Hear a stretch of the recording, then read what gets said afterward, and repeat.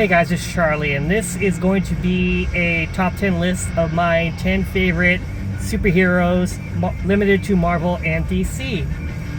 Okay, took me a couple minutes to get this list kind of together here, and I never really done one like this.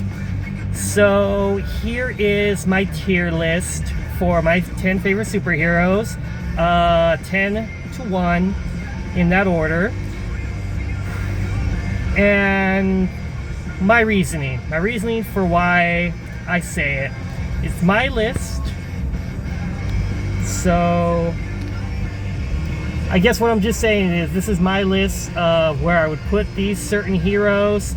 My list might not be the same as everybody else's. Of course it isn't, because we're all individuals, right? Okay, and I also made a list here that I'm reading off of, so I don't get the order wrong here. But I figured that would be easier than starting and stopping. Okay, so number 10, I'm going to say Captain Marvel, generally off of her comics, not her depiction per se in the movies. I love Captain Marvel comics. I think in the comics she's a great character. I like the idea that she is flawed. She's flawed and she's essentially a crazy cat lady. And I like that. I think that's literally one of the best depictions of that character. The movie Captain Marvel, Brie Larson is good as a character. She gets what makes the character work. And I don't trash on the actress. I think she's doing the best with what she's given. And they do get the qualities of Captain Marvel. They get the qualities of what makes her character work. So number 10, I'm going to say Captain Marvel, based necessarily off of her comic depiction, not just the movies per se. Okay, number 9, I'm going to say Wonder Woman. Essentially based off of the Linda Carter version from the 70s, the 75 version of Linda Carter. Gal Gadot is good. Gal Gadot gets what makes Wonder Woman work. Linda Carter is fun. She's fun to watch. And I do enjoy the 70s Wonder Woman, which I essentially have to get back to because I'm going through that series right now, and I'm still, I think, somewhere in the first season, because I have all 3 of them and I keep starting and stopping them. But I love Linda Carter for the energy that she brings to Wonder Woman. I feel that she's the epitome of what strong women aspire towards, and that's what Wonder Woman is. She's a beacon for strong women to inspire towards. She takes no crap off of nobody, and that's what I like about what Linda Carter did for the Wonder Woman. Okay, so my number 8. Okay, don't hate me. It's Batman. There are so many different depictions of Batman that work.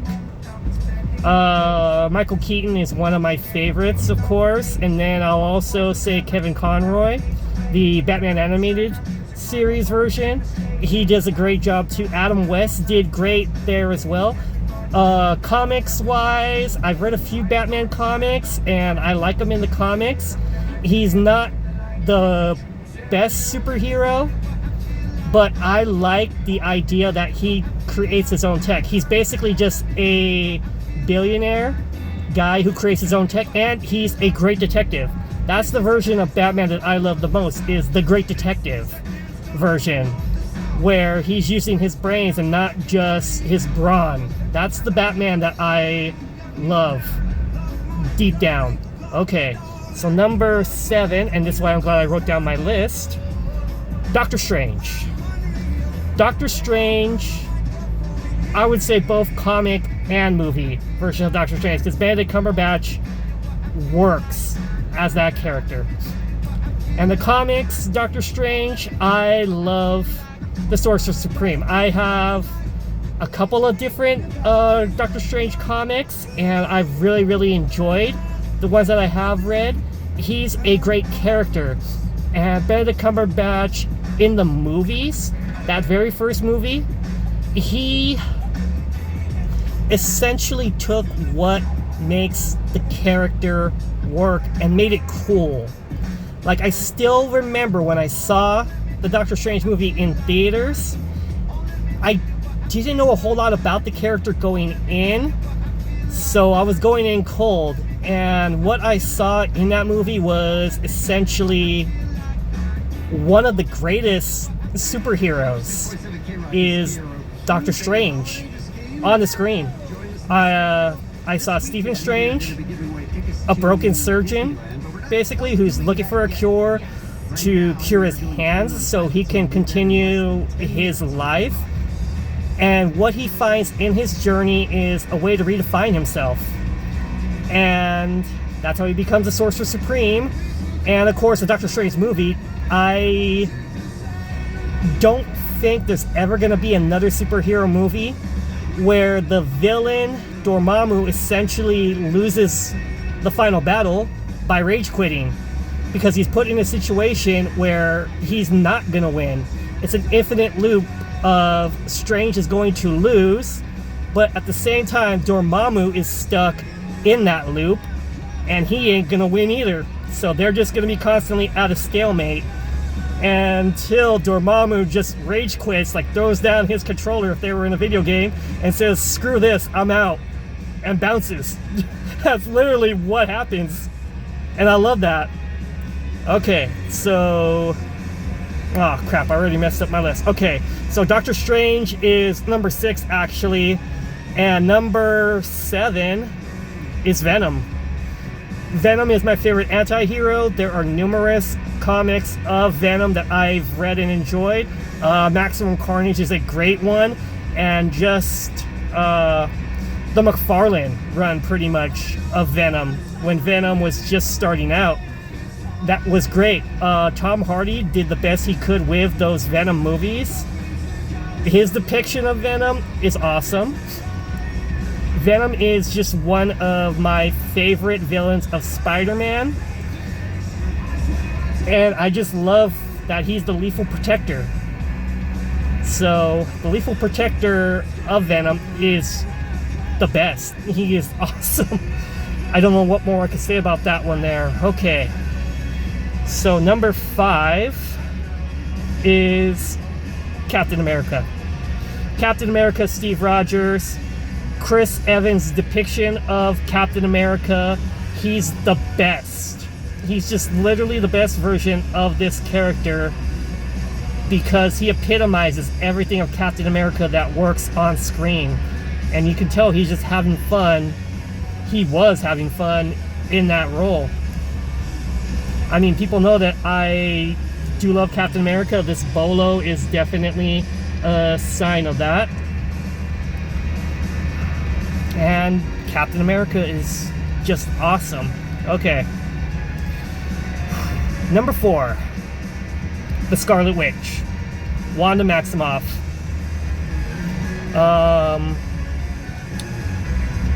I love Wanda as a character.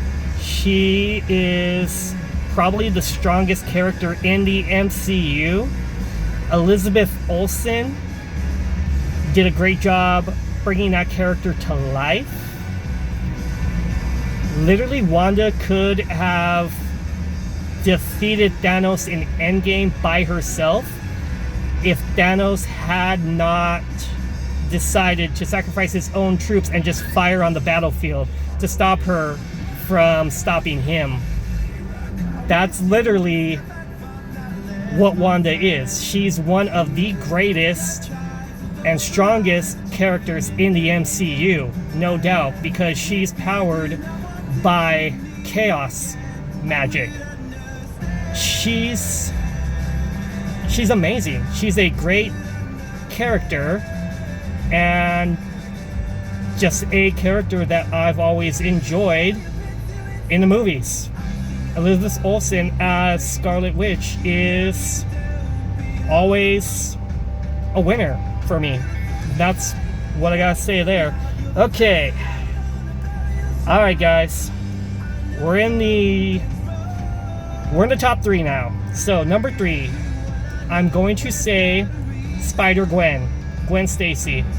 This would also essentially be Spider-Man, but I say Spider-Gwen first because Spider-Gwen is basically the alternate version of Spider-Man, where in her reality, instead of her dying and Spider-Man becoming Spider-Man, it's the reverse. So she becomes Spider-Man because Peter Parker dies in her dimension. So it's essentially everything that we know of Spider-Man and what makes Spider-Man work, the responsibility of being Spider-Man, just in Gwen Stacy's form. And I feel like that variant of Spider-Man is the best depiction because I love strong women. I love strong women, and Gwen Stacy, I wish we could have gotten Emma Stone as Gwen Stacy Spider-Gwen, because I feel that would definitely be top tier right there. She's the best of what works in Gwen Stacy because she showed it visually in The Amazing Spider-Man. That's the best thing that came out of The Amazing Spider-Man was Emma Stone as Spider-Gwen, and I wish we could have gotten her in movie form as Spider-Gwen. I don't know if it'll ever happen, but I would have loved to see that because I think that would have been awesome. We did get a great Spider-Gwen movie though, because there was that Spider-Man movie. I think it's Across the Spider-Verse? Yeah, Across the Spider-Verse. That was essentially Spider-Gwen, Gwen Stacy's story, and that movie just depicted it perfectly with the color balance and just everything. So yeah, I'm gonna say Spider-Gwen number 3. And essentially that is where Spider-Man would be too, but I'm gonna call it Spider-Gwen. Okay, number 2. Mon ami, I'm going with Gambit. Gambit is my favorite anti-hero. Even though he's technically a good guy, I really wouldn't call him necessarily an anti-hero. Venom is definitely an anti-hero. Gambit just kind of does his thing. He's always kind of been with the X-Men. He's kind of like the hero that has a morally gray area, kind of. But I just love that he's a Cajun, and his powers is that he charges up playing cards in his pool cue, pretty much. And to bring a character like that to life, you gotta have fun with that role, and Channing Tatum had fun bringing that role to life on film and in animation. In the animated series, X-Men animated series, Gambit has always just stood out as the best. And I mean, the newer version of Gambit, the 97 Gambit from the new animated series, his turn as the self-sacrificing hero, that hits to the core of what is Gambit and why Gambit is my second favorite hero. Literally. Okay. And my number 1, Superman. Superman is my number 1 favorite superhero because essentially what I've already said in my previous video about Superman 2025. Superman is not a perfect hero. He makes mistakes, but he's a symbol of hope. And his hope and what he inspires in people when he makes mistakes, when he picks himself back up and he jumps right back into the fray of battle, that is a Superman that works the best. Because at his core, Superman will do the right thing. Because he stands for truth, justice, and the American way. The Richard Donner depiction of that. Superman is American. Superman is the symbol of what America stands for. Bare minimum. That is what Superman as a character is. So, just want to see how much more can I really say aside from that. Superman is a symbol of what makes America work. And this depiction of Superman is literally the best that I've seen, even though I love the Richard Donner version. I like that this Superman was flawed instead of him just being perfect. Superman isn't just perfect because Superman makes mistakes. Superman is super strong, but he's also human. He has the human side that he gets from the Kent family and Clark Kent, his super identity, his secret identity. Man, I've gone on a whole lot here because I really have a lot to say about superheroes. But yeah, this depiction of Superman, I'm going to say, is the best that I've seen so far because it shows that he's flawed, it shows that he makes mistakes, and it shows that he will do what's right for America because he stands as a symbol for America. And him jumping back in the fray when he's been beaten, when he knows he's in the wrong, and still doing what's right, and what he inspires in others, that is the core of why superheroes exist and why people love superhero movies. I don't know what more I can say aside from that. Alright guys, those are my thoughts. Peace!